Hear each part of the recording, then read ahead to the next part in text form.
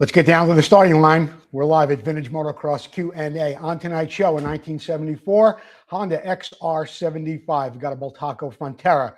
Roy Vanderveer checks in with how to route your cable for your throttle. We've got Jeff Kokoski with Did You Know? A good question coming in on identification tags for motorcycle. We've got all that and a whole lot more coming up on Vintage Motocross Q&A. I'm Jerry Maddox. And I'm Ryder Maddox in sunny California. And you're watching Vintage Motocross Q&A, hosted by Joe Abbate.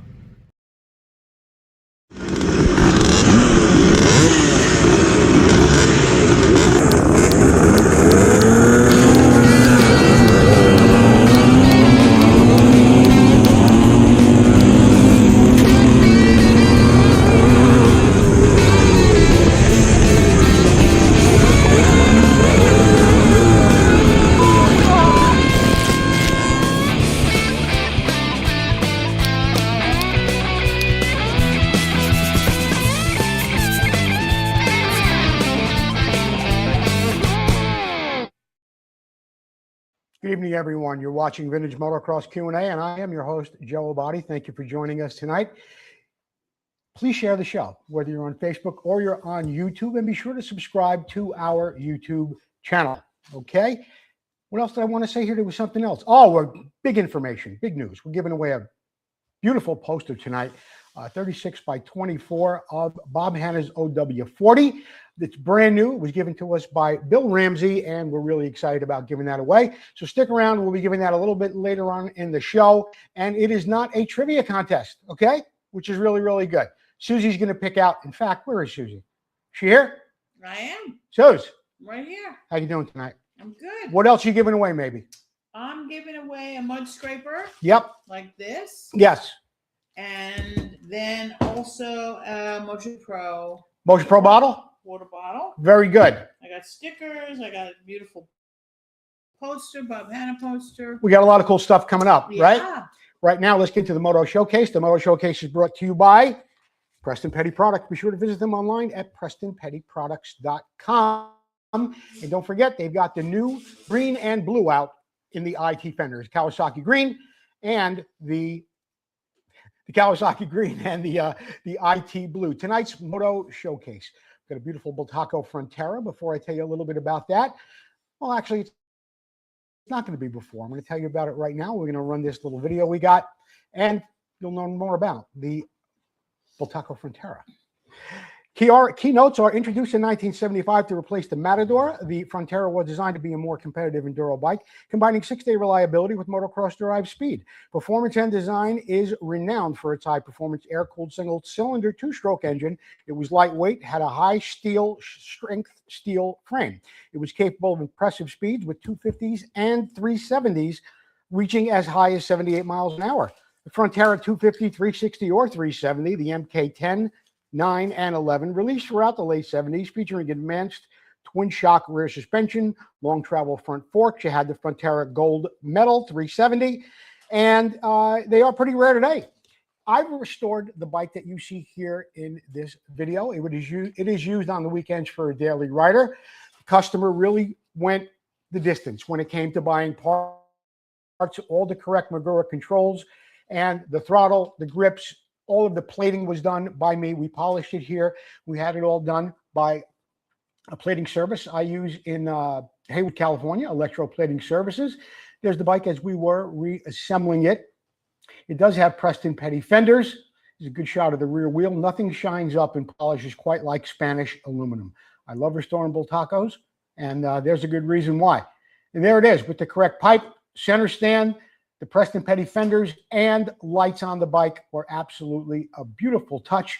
And there it is with the work shocks. It ran beautifully. The engine was restored by Lynn Mobley. And we did get a lot of our parts from Lynn as well as Bultaco, Hughes Bultaco back in New York State. And there it is. That's tonight's Moto Showcase. Okay.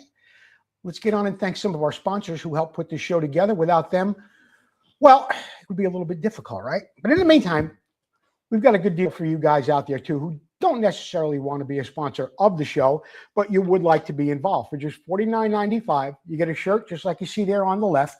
Comes in all those colors and any custom color you might want. You got the cartoon shirt from Kurt Evans. You got our logo. We also have hats. In the $49.95, you'll get one of those shirts. You get your name up on the board for 90 days.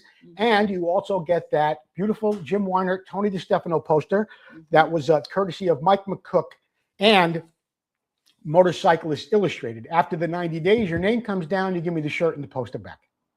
I'm only kidding. You get to keep, of course, the shirt That's funny, Joe. and the poster. So that's a great little deal, $49.95. Next time, try this is with Roy Vanderveer. Roy sent in a really great little video, how to route throttle cables. And you'd be surprised how many people actually get this wrong. But Roy's got it right. He's going to share it with us right.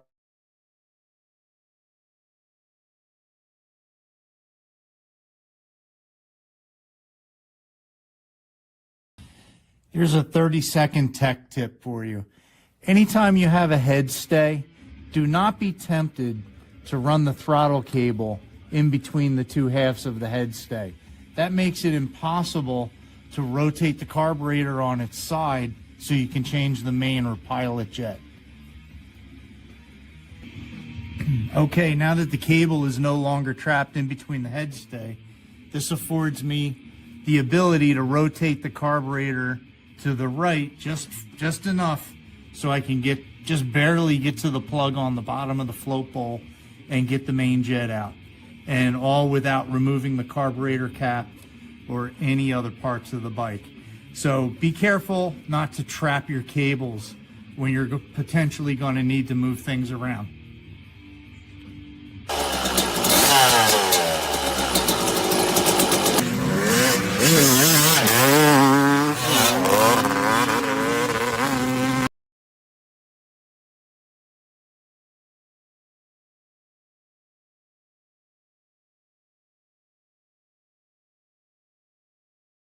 Things like that sometime from Roy Vanderveer will really, really make your day a whole lot better. Thank you, Roy. In the Here's the Problem segment tonight, which is brought to you by Gordon McCaffer and McCaffer Vintage Bike Stands. The number is right there on the screen. Best stand you'll ever have. I've had two of them for over 20 years now. They're still standing strong. Let's get to the first question. Kenneth Kimbrough. When I put my clutch cover back on, should I put anything on the new gasket? It's for a 77 CR 125. Provided you buy new gaskets and quality gaskets, you should never put anything on your clutch cover, your ignition cover, certainly not your cylinder gaskets at all. But what I would recommend, if you're in a pinch and you take the cover off, the gasket is still good, you can use a product like this. Spray a gasket sealant. Now, this is not a gasket maker. Okay, this is to put on your gasket that you've taken off. You spray it on both sides. It gets a little tacky. You put your cover back on, and you're going to be good to go. So no, do not put anything on new gaskets. People often do that, and it's just not a necessary step. In fact, it's going to hurt it. Okay, so use a new gasket. If you have to use the old gasket, keep a little can of something like that on hand, and you'll be good to go. Next question comes in from... Oh, didn't I put the question up? Ah, man, I didn't put the question up. Anyway, the question was, do I know anybody that makes ID tags for motorcycles? And yeah, I do. In fact, there are some on eBay. And the guy's name was John Wendell, I think, that asked the question.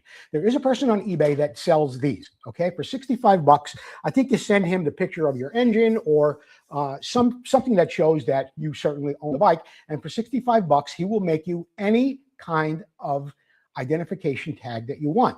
And according to what he has here, they're made of 032 aluminum. They're powder coated, laser engraved, computer precision engraved. These are not hand engraved or stamped.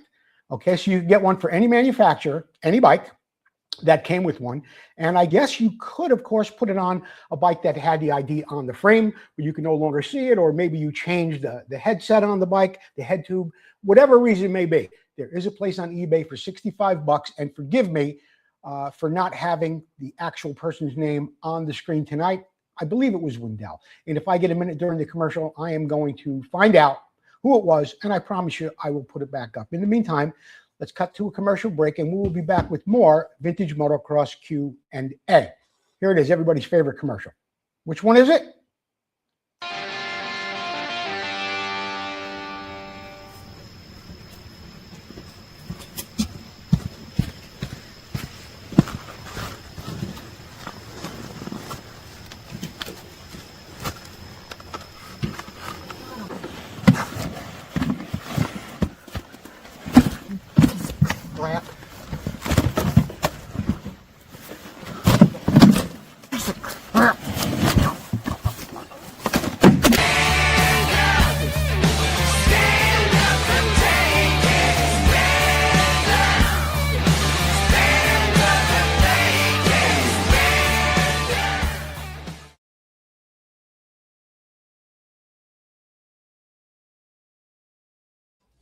question was up here on the screen, and it was from a Mark Winder. Mark Winder. He wanted to know about who manufactured the ID tags for bikes, and I just went over that. So, Mark Winder, thank you for the question, and my apologies for a little mix-up in my slideshow here tonight. Let's move on to, we were talking about Gordon McCaffer work stands. Be sure to get a hold of Gordon McCaffer at 315-729-8415. That's 729-8415. He is in Syracuse, New York. Okay. We are not going to do trivia tonight, but I do want to mention my friend Mike McCook's name and Motorcyclist Illustrated. We will be back with trivia next week. We're going to do something a little different tonight. We're going to give away this beautiful poster, this Bob Hanna OW40. These were available like 20 years ago. And then, I don't know, they were about $49.95 at the time, and they dropped, and then may he rest in peace, Super Hunky, excuse me, Super Hunky had them for sale for like $10 a piece. But that was, I think, like 7 or 8 years ago. Then they dropped off the face of the earth. I recently saw one on eBay for $159. In fact, yeah, $159. And I mean, I don't know whether the guy's going to get $159 for it or not, but I do know one thing. We are giving it away tonight here on Vintage Motocross Q&A. So stick around. Susie will announce the winner a little bit later on in the show. Okay. In the meantime, let's move over to Dave Boydston and Dave's Classic Corner. Dave's Classic Corner is brought to you by AMS, amsracing.com. Be sure to follow Dave on Facebook on his personal page. He's always doing something interesting at a swap meet, an auction, or giving us some really scary weather reports sometime from the great state of Arizona. All right, that's Dave Boydston and AMS. Let's get on to Dave's video. This week, take a look at a CZ. Dave's always got an incredible collection of bikes out there. Let's see what we got here, Dave. This is a 1972 400cz CMS framed Mossberg reed, 199 for real pounds, just like you see it right now. Can prove it. So handmade gas tank, aftermarket triple clamps, Excel rims front and rear, brand new done rear wheel actually. That's a Magnum pipe that we moved the mounts because this frame had the short mount. Those are Pro pegs, short and shift lever, the Bultaco tip put on it. A little later kicker. That's the Mossberg 16 pedal carbon fiber reed setup, dual stage. And then see, I removed every other cylinder fin off the head, and everybody said it's a Bultaco head. And I said, look at the cylinder real close. And in there you will see that there's over 120 symmetrically drilled holes to lighten this. So I collected a lot of light parts at CMS long travel swing arm, Bultaco chain adjusters someone drilled out. You can see by the back wheel everything is fresh as a daisy, new tire, new fenders, tall seat. It's got Racetech emulators in the forks, Charlie Richardson CZ bars, the stabilizer, the air caps, you pretty much name it, aftermarket brake pedal, Olin shocks, and a brand new tire set. For real, 199 pound, expert level, 400cz, race ready, 7500. AMS Racing. That's a Suzuki front fender. People always ask me what fender is this. I just like the bead on the side because it matched the rear fender so well. It really did look like it belonged with it. Here's what it looks like from the controls. 72cz CMS. Bye. All right, Dave Boydston. I think that bike has been sold since then. Dave's always got a lot of bikes on hand. And yeah, Dave Boydston. That was something up there from last week. I was wondering what it was. Now comes the What's It Worth segment. The What's It Worth segment is brought to you by Full Circle Racing. This is the part of the show where you, the viewers at home, guess your very best guess within, without going over how much you think this bike recently sold for. And we've got a Honda XR75. It's a 1974. So I'm going to read to you a little bit about that bike. We're going to go through our slideshow here, and you'll learn more about it. At the end, you'll be sure to guess how much you think that bike recently sold for. 74 Honda XR75 was refurbished in 2025 under private ownership. It was acquired by the selling dealer in 26.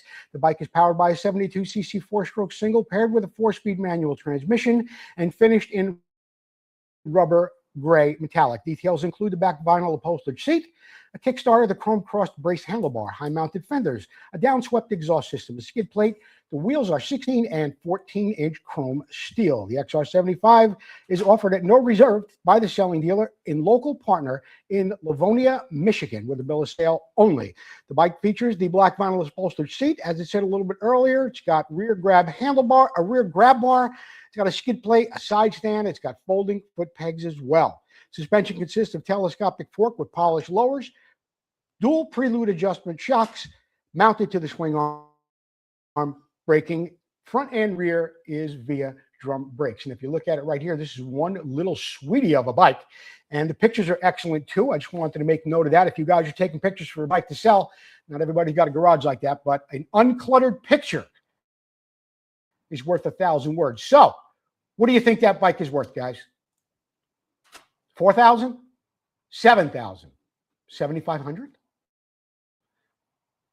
That bike recently sold on Bring a Trailer for, drumroll please, here it is, How much? $6,200. Oh. It just sold yesterday. Oh. $6,200 plus 10%. So throw another $620 at that, $6,820.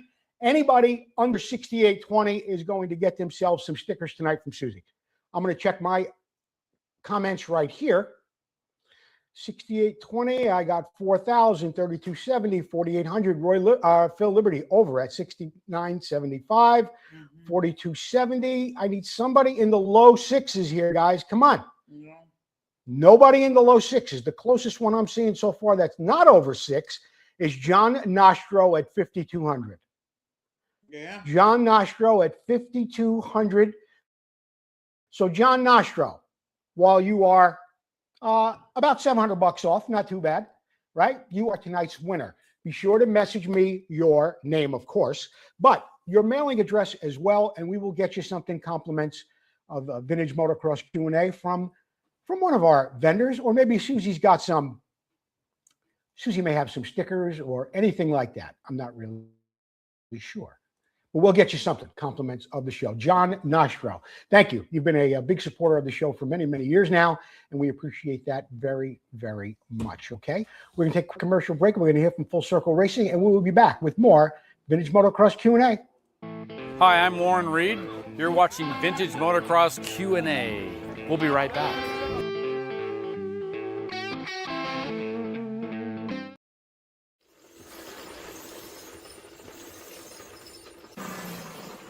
I get asked often, what's the most important thing on Clunker? Answer's simple, it's me. That's why I use Full Circle Racing wheels prepped by Tom McAllister. So should you. Watch this and learn why.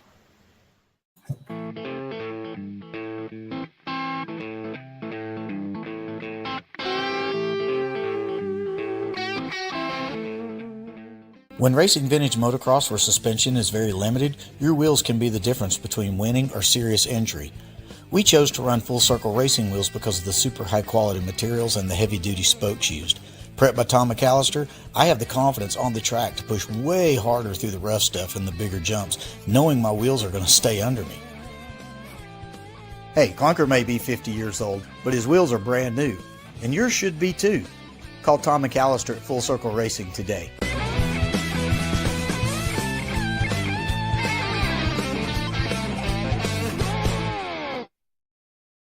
Thank you, Tom McAllister, and of course, Full Circle Racing, and a great job by Jerry Maddox on all those commercials, and everybody gets a real kick out of that McCaffer Workstand commercial, right? Full Circle Racing. Visit them at FullCircleRacingLimited.com. I want to thank Russell Waters for being a longtime sponsor and supporter of our show, and AMSOIL, of course. And you get 20% off AMSOIL. In fact, 25%. 25% all AMSOIL products when you go to www.theoilpeople.shopamsoil.com. 25% off. That's like dealer cost or free shipping. And in this day and age, shipping with everything else goes up. So 25% off all AMSOIL products. Did you know? Do you know Jeff Kokoski? Jeff Kokoski, a great guy that sends in a wonderful segment every week called Did You Know? And this week, Jeff talks to us about Dunlop tires. Or is it Goodyear? No, it's Goodyear. It's Goodyear tires, and we're going to get right to it, okay? Over the last year or so, we've had a couple of segments talking about the history of tire manufacturers that produce hobbies for our vintage bikes. And we all have more history in future segments on the tire makers. But none of that would be possible without the vulcanization of rubber. So do you know what rubber vulcanization is and how it became what it is today? The use of rubber dates back to the ancient people in Brazil in South America some 3,600 years ago, when they noticed that the sticky white sap from the Hevea brasilensis tree, or more commonly called the rubber tree. The liquid sap, called latex, could be molded into different shapes with a modest amount of heat and then allowed to cool, creating solid natural rubber, or India rubber, as it was soon called.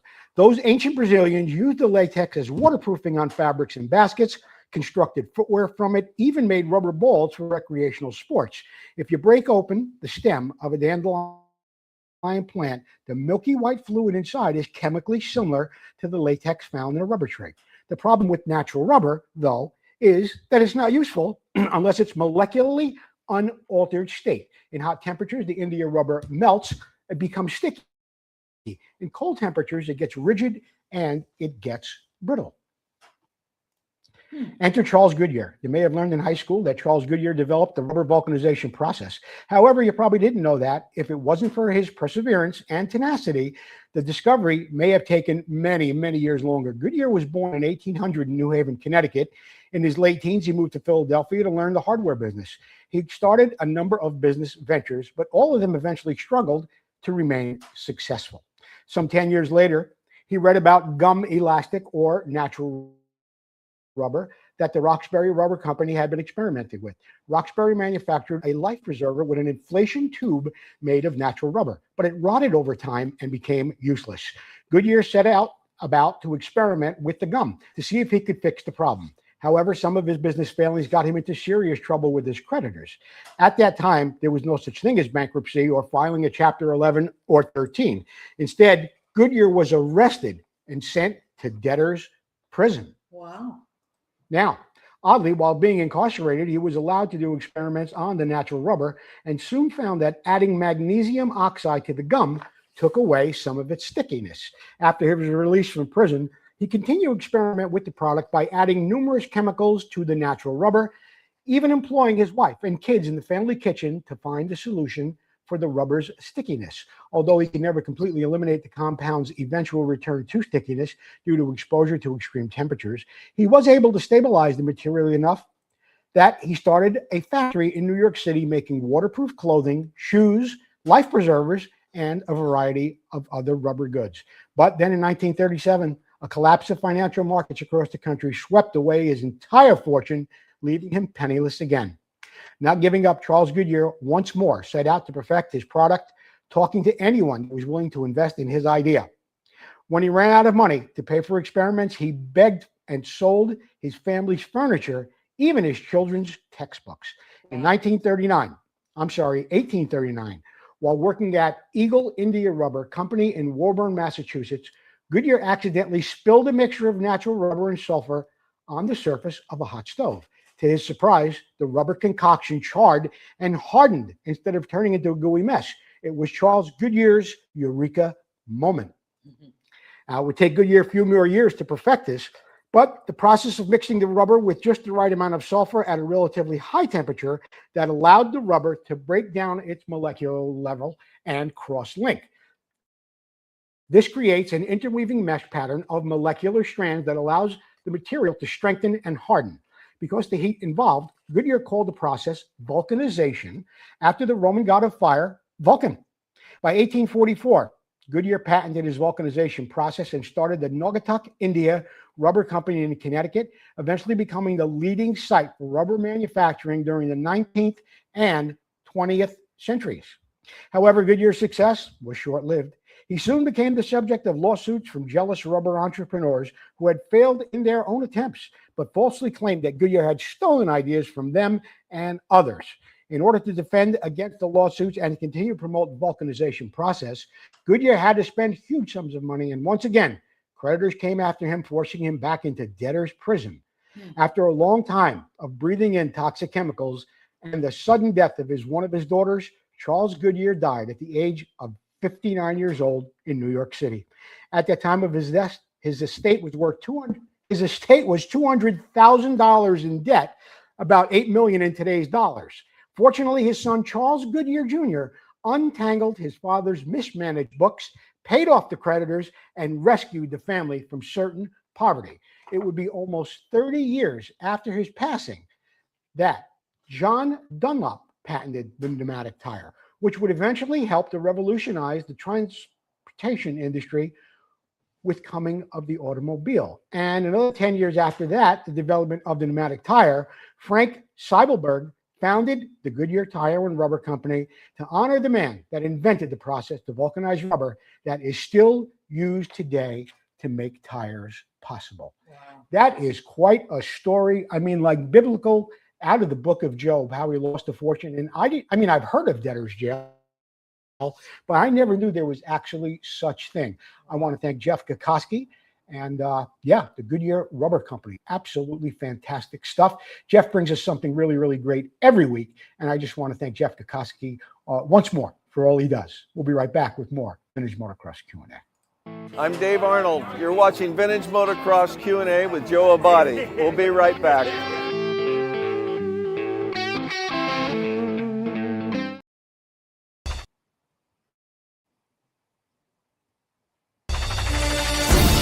Motocross struck America, coming from Europe like a lightning bolt, striking the hearts and minds of people all across the country and the world.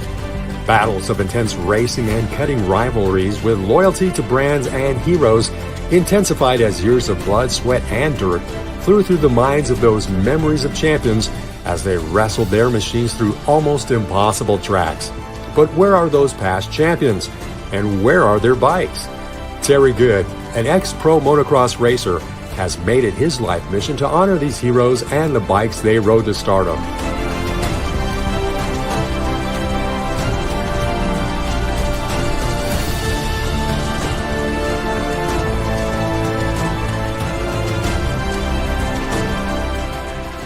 We raced, we rode, we lived and breathed motocross. Go back in time and relive those moments, now preserved for the first time ever in the world's first museum dedicated to the history of motocross. Our new building is in the gate. Help us get a great start and you can be part of history. Go to internationalmotocrossmuseum.org and become a part of our team.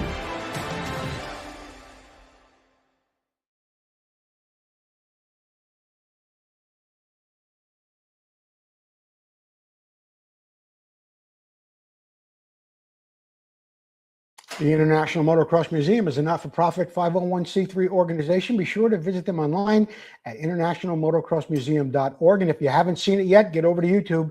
The International Motocross Museum has a fabulous YouTube channel up there, and they are just breaking records with numbers, and you're going to get a good up-close look at some of the bikes that you will see when the International Motocross Museum opens. Have you ever heard of a Mako?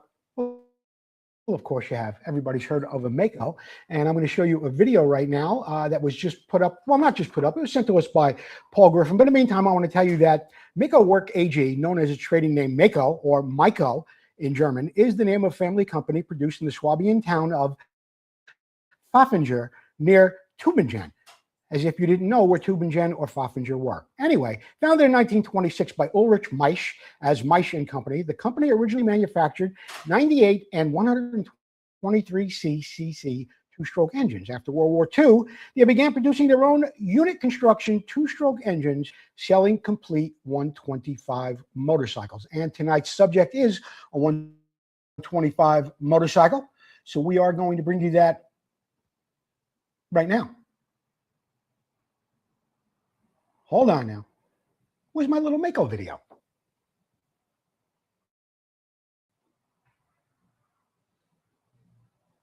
All right, you just give me 1 second, guys, and I am going to get you the Mako video, and we'll bring that back up for you, okay? Just a second. In the meantime, you know what? Let's cut to the announcements, and then I will bring you back. I'll bring you back the Mako video because it's a very, very interesting story, okay? So, in the announcements tonight, which are brought to you by the International Motocross Museum.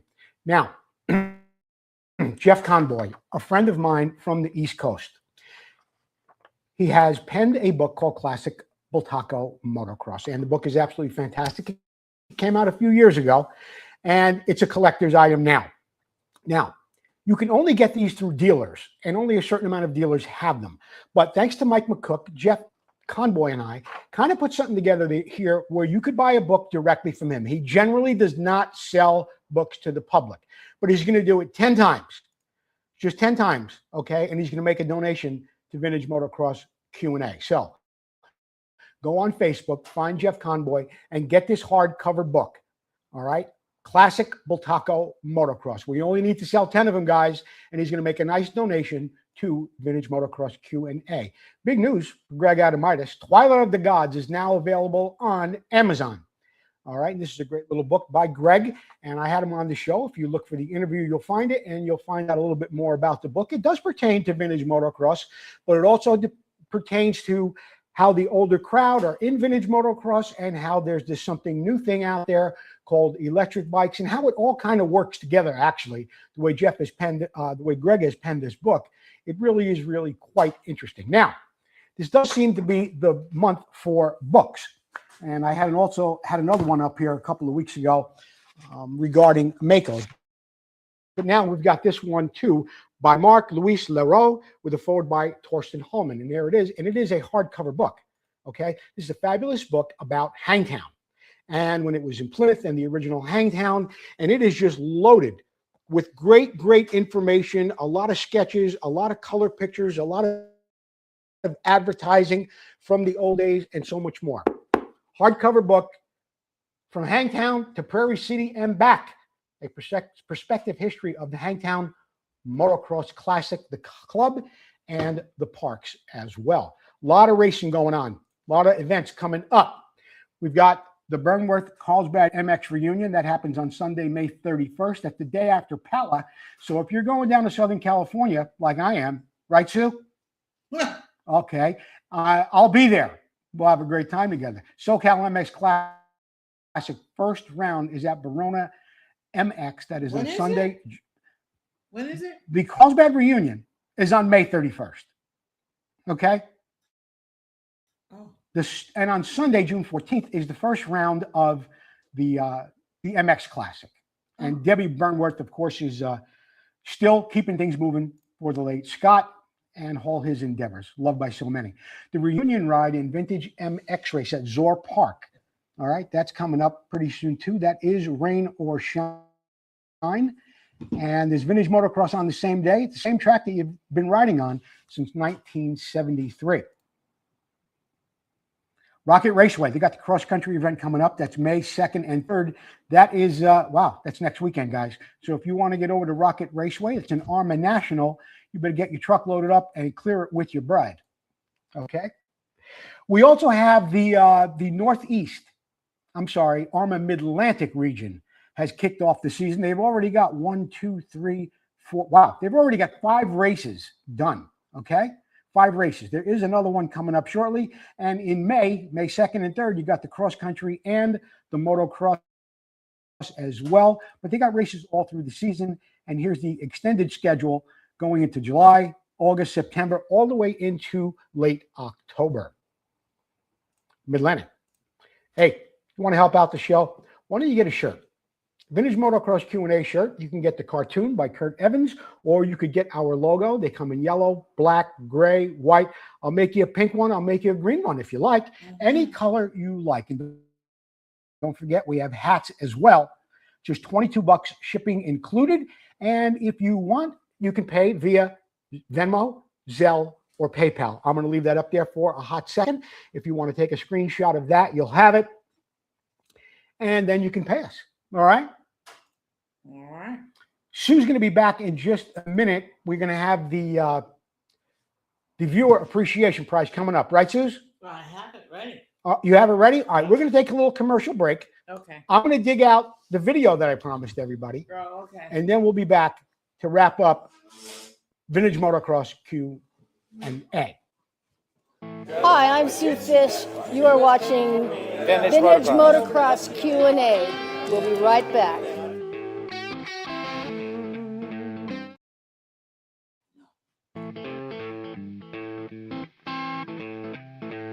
Hi, I'm Paul Parkinson with Replica Motorcycle Parts. I'm sitting here with our test bike, which is ridden by Jerry Maddox. It carries the #1 plate in the US. Let's go over a couple of the parts that we've got on here.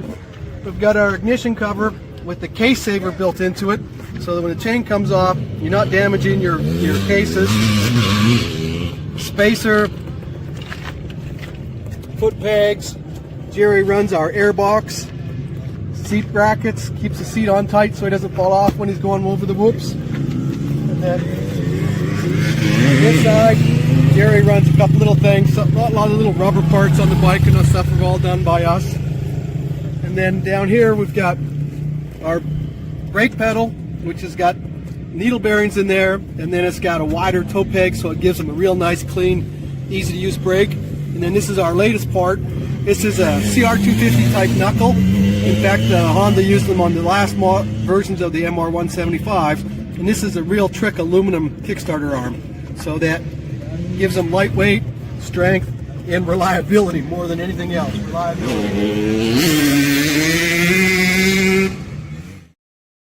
All right, ReplicaMotorcycleParts.com offers the silencer for your 1973 and for Honda CR125 and 250. When I tell you this is an exact replica of that part, exact. Now you see these things for sale, dented up, banged up, $400, $500, $600, $700. If you found an NOS one, you pay $1,000 for it. And believe me, I'm not kidding when I say $1,000. I do know a collector that paid $1,000 for one. For $595, you can get one from ReplicaMotorcycleParts.com. It is an exact replica. Now, just a moment ago, we were talking about Mako, and did you know? And I was telling you about the factory and how it got started, and all those great things as well. And I promised I'd bring you a video, and this video is actually from Paul Griffin. So let's get on. Okay.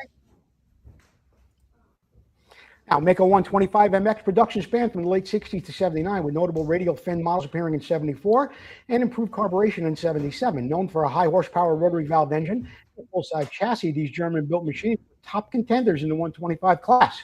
Production include the MX, MC, and GS. Initial production, less than 10 68 125s were imported to the U.S. Engineering early models featured a rotary valve induction with a carburetor mounted low on the right side. 74 improvements received radial style cooling fins on the cylinder. 76, 77 had some refinements with the carburetor moved outside the engine cases. The AW wheel replica had those. Factory racer RS 125, a limited production run of just 146 specialized RS 125 privateer road race special bikes were produced between 69 and 74. The end of production, while Mako continued making larger bikes in the 80s, the 125 motocross model generally concluded around 1979. And I want to thank Paul Griffin for sending us that video. And it's a great little video of him walking around the bike. Shows a lot of really, really cool stuff. In the meantime, Susie. Yes. You ready? I am.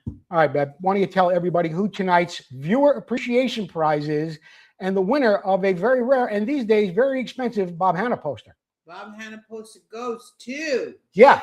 Jeff Hinkle. Jeff Hinkle. Yes. Jeff Hinkle. You are the winner of tonight's Bob Hanna poster, 24 by 36, compliments of Bill Ramsey, and that was via Dave Boydston. I want to thank Dave and Bill Ramsey for getting me a nice tube of these posters.